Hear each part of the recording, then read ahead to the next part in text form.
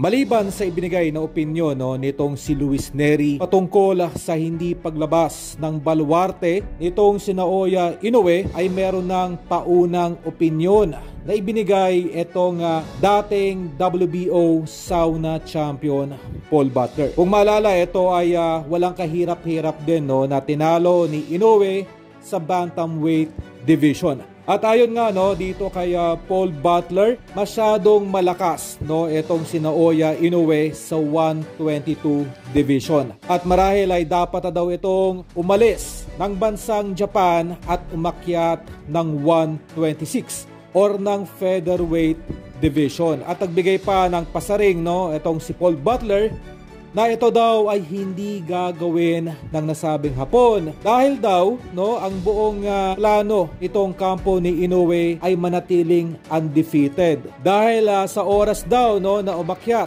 ng 126 itong si Inoue ay marahil ay malalagay sa alanganin ang perpektong kartada nito. Kung mapapansin, itong si Naoya Inoue po ay marahil ay pwede nating i-consider isang weight bully. Okay? Weight bully na kung saan sa mismong aktual na laban, ito ay parating mas malaki sa nakakalaban nito. Kung mapapansin sa mga naging huling laban ni Inoue kay Stephen Fulton, Marlon Tapales at dito kay Luis Nery, ay kapansin-pansin na dihamak na mas malaki at mas malapad itong si Inoue. Ito yung tinatawag na rehydration, kung saan ay after ng weigh-in ay maaari pang tumimbang ng additional 10 to 20 pounds ang isang boxer.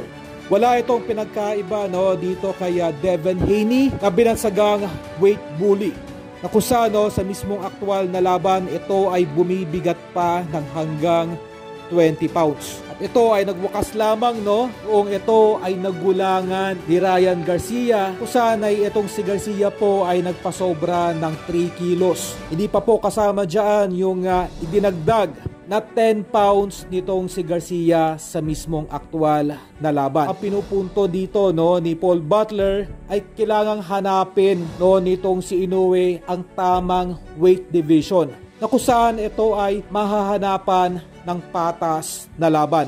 Okay? Ganoon pa man, sa ngayon ay medyo malabo pa itong mangyari dahil ang mga Hapon po ay masyadong conservative. Ayun tinatawag na play safe. Gagawin nila ang lahat-lahat upang ang kanilang alagang si Inoue ay manatiling undefeated. At nababalita pa na plano nitong basagin ang 50-0 nitong si Floyd Mayweather, na malamang sa malamang ay magagawa nitong si Inoue.